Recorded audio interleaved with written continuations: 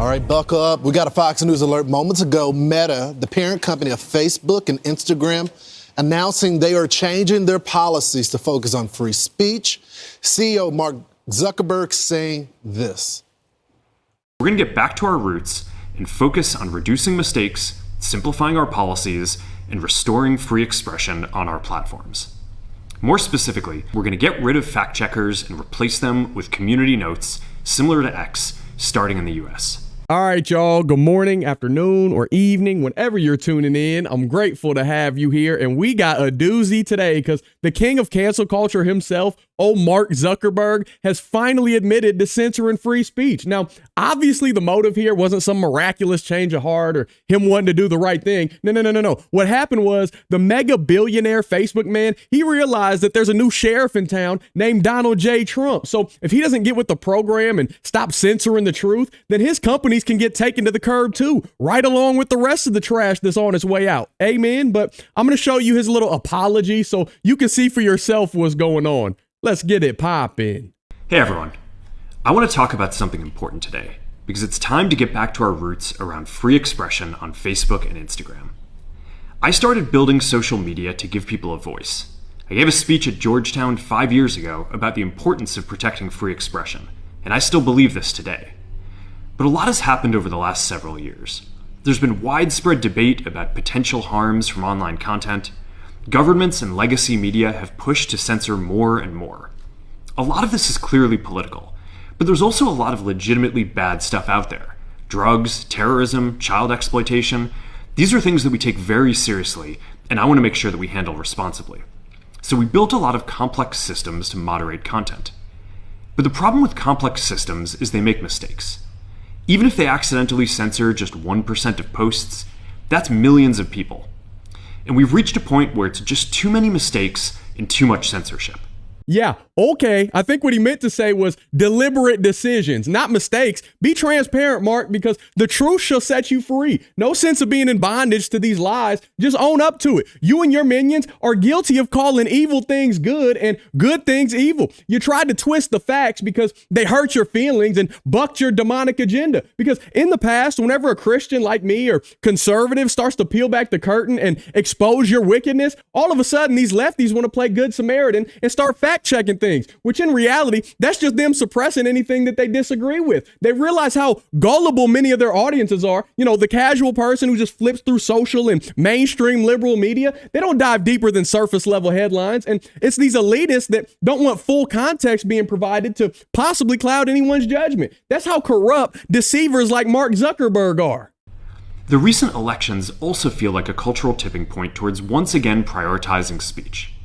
So we're going to get back to our roots and focus on reducing mistakes, simplifying our policies, and restoring free expression on our platforms. More specifically, here's what we're going to do. First, we're going to get rid of fact checkers and replace them with community notes similar to X, starting in the US. After Trump first got elected in 2016, the legacy media wrote nonstop about how misinformation was a threat to democracy. We tried in good faith to address those concerns without becoming the arbiters of truth. But the fact checkers have just been too politically biased and have destroyed more trust than they've created, especially in the US. So over the next couple of months, we're going to phase in a more comprehensive community notes system. Second, we're going to simplify our content policies and get rid of a bunch of restrictions on topics like immigration and gender that are just out of touch with mainstream discourse. What started as a movement to be more inclusive has increasingly been used to shut down opinions and shut out people with different ideas, and it's gone too far.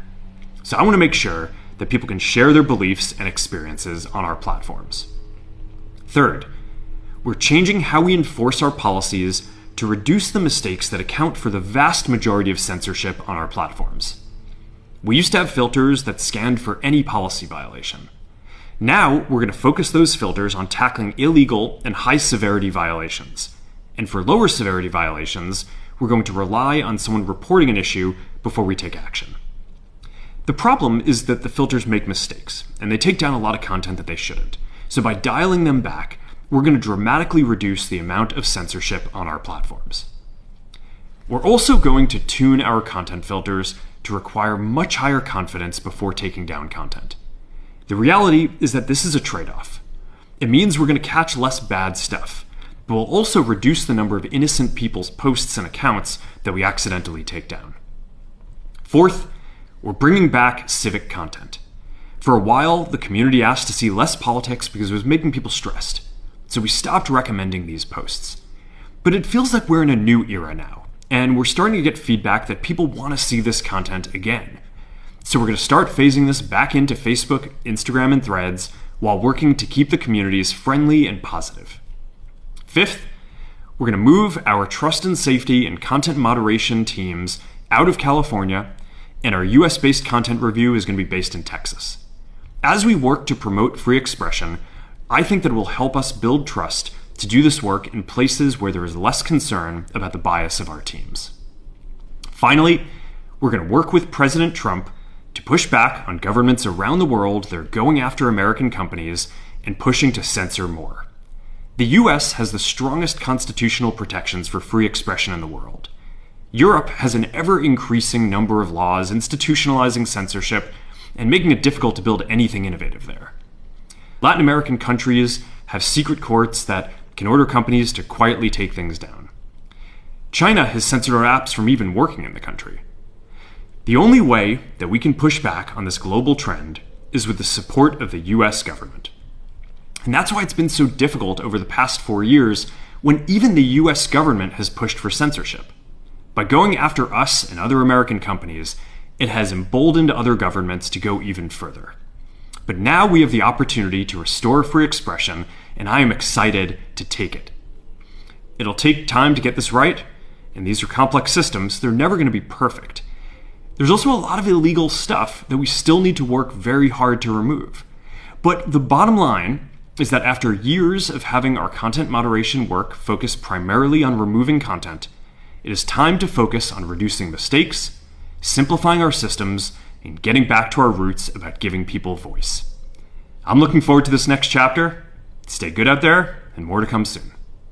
Oh, I'm thrilled for this next chapter because it's going to be gooder than chicken. But that right there, that was hot garbage. Let's be honest now. In honor of this whole free expression theme today, dude had no accountability, tried to shift the blame towards the fact checkers and the government as if he wasn't the one giving the instructions and bankrolling the efforts to shut people's accounts down. That's why I don't respect beta males like this. Just come clean and say you were in the wrong. We've all made mistakes and done or said stupid things. I know I've had my fair share. Shoot, I used to drink the liberal Kool-Aid before my brainstem finally connected around age 24. But for him to sit there straight-faced talking like a robot and acting like he wasn't aware of how much censorship went down, come on now, Mark. Like, do you think we're stupid? I know you do, but we're not. We see straight through all the BS. And I'm glad I deleted my Facebook and Instagram some years ago for personal reasons because all the evil and temptations that come along with having those apps. But I also saw how dirty he did folks that supported Trump back in 2020 all the way up until now when supposedly he's promising a change. And I hope that actually does come into fruition. I hope it happens, whether it's just him looking out for his pockets or not. I'm sure that's part of the reason